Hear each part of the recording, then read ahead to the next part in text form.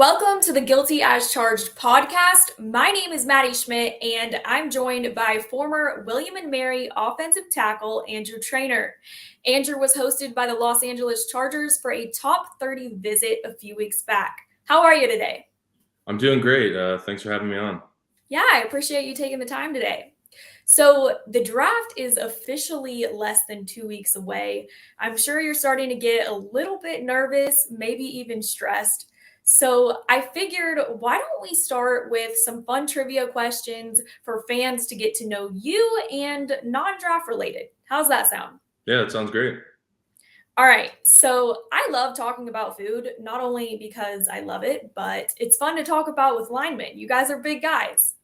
So, what's your absolute favorite food, Andrew? Yeah, linemen definitely like to talk about food too, so we have that in common. I would have to say, love all types of food, but Mexican's probably my favorite.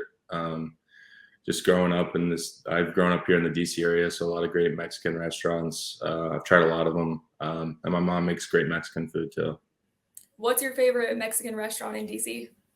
There's this place called El Paso, just a very simple kind of neighborhood type place. So I go there a lot with my friends and family. It's a great spot. What about your least favorite food? I think the only food I really don't like is olives. I've just never been able to like them for some reason. Hey, I don't like olives either. That's okay. Yeah. You more of a beach person or mountain person? Probably say mountains. Just because the beach is fun for a while, but I feel like in the mountains you can do a lot more. Morning or night person? That's a tough one. I'm not really leaning either way too hard, but I guess morning, just because it's the start of the day as rather than the end. Do you have any hidden talents outside of football? There's not too much to me, I guess. I'm really big into sports trivia. I always like to play against my friends when it comes to, or just trivia in general. Trivia is pretty fun for me. What's your all-time favorite athlete? I grew up idolizing Ken Griffey Jr. My dad's a Reds fan, so I used to always watch him growing up. Even though, I didn't get to see him play in person too much, he was just my favorite athlete growing up. Speaking of Major League Baseball, what's your favorite team? I'm actually a Nationals fan. Okay. Yeah, when I was a kid, they moved to town, so I've just been a fan of them since.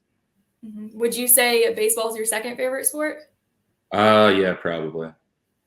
All right, we should probably move into some football talk just because this is going on an NFL podcast and all. Yep. So the draft is very close. Was it always your goal to make it this far?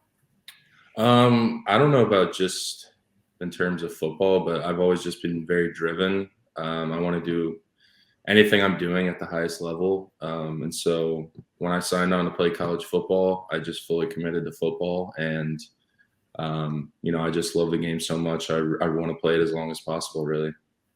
You mentioned being a very driven person. Why would you say this is? I think the credits to my parents. They just, really instilled a great work ethic in me and my younger brother. And,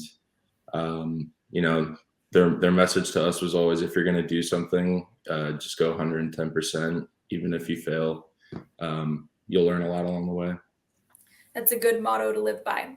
So talking about your journey and all, I know you didn't always play offensive tackle. You weren't even recruited to play that outside of high school. What position did you play? Yeah, I started playing tight end in high school, and then that's pretty much what everyone was recruiting me to play. I was a lot thinner than I am now. So yeah, I played tight end for about a year and a half in college before I switched to offensive line. What was your recruitment process like? It was, pretty standard, like a lot of people. Like I said, I was a tight end. I got recruited to a lot of schools, like along the East Coast. And then I actually, got in contact with coaches from Illinois, and I took a visit out there, kind of wanted to step out of my comfort zone, and I really fell in love with it out there. That's awesome.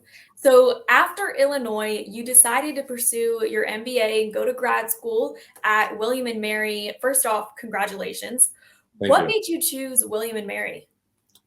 Yeah, I just really wanted to further my education. I've seen a lot of guys ahead of me able to use football to their advantage and get 2 degrees. So that was something that was always in the back of my mind. And yeah, I'd like, hopefully football lasts a long time, but then afterwards I'd like to start a career in the business world. That's awesome. I love that. What made you choose business? It wasn't one main reason. I guess I've always been somewhat decent at math. And I feel like it can set you up for a lot of different career options. It doesn't really pin you into just one career choice. Do you have any ideas what you might pursue later on? Uh, I'd like to I'm kind of just waiting to cross that bridge once I get there. Right now, I've really just been focusing on football. Of course, I don't blame you. I've heard a lot of praise for Coach London at William and Mary. What does he mean to you? He means everything. I've known him for so long. That was probably the number one reason I went to William and Mary, just because I had a great relationship with him over the years, and like I just really can't say enough good things about him. What he does, football is very important to him, but then making sure we're good, people off the field is probably more important to him, and that's what I really like. What's the biggest thing he taught you outside of football?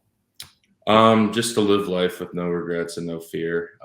He actually, before he became a coach, was a police officer, and so he often speaks on that part of his life, and then I think it really can help translate to football. So, I mean, it's pretty much every day that he speaks in front of the team, I pick up something new from him. That's super special. I'm glad that you were able to have that relationship with your coach. Yeah. So, William and Mary has had just 3 players drafted over the last 10 years. What would it mean to you to get drafted and represent that school? It would mean everything. No matter what happens, I'll still be, happy to play in the NFL. But I think it'd be awesome to represent such a great school and great team. I mean, the amount of people I've met in my short time there, it's amazing.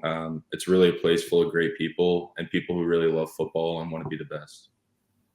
William and Mary's Pro Day was about a month ago, and you were part of something bigger than football. You participated in something called Reps for Rare Diseases.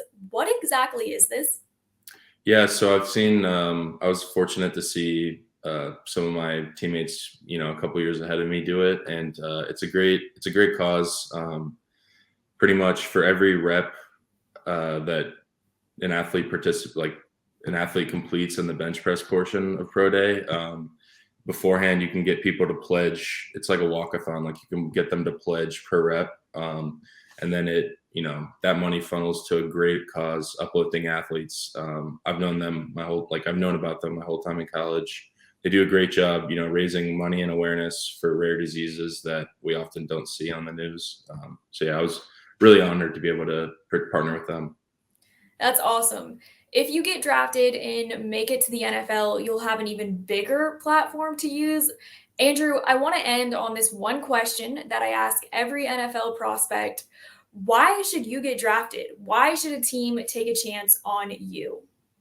I think what you're going to get from me is consistency. A guy who plays with an edge. I'm going to show up every day, be the same guy, put in my time, and then team first. I'll do whatever the team needs. I'm not a guy who has to, get all the glory. I'll play any position, just do whatever the team needs at the end of the day. Well, thank you so much for joining me, Andrew. I appreciate your time, and I wish you nothing but the best. Yeah, thank you for having me.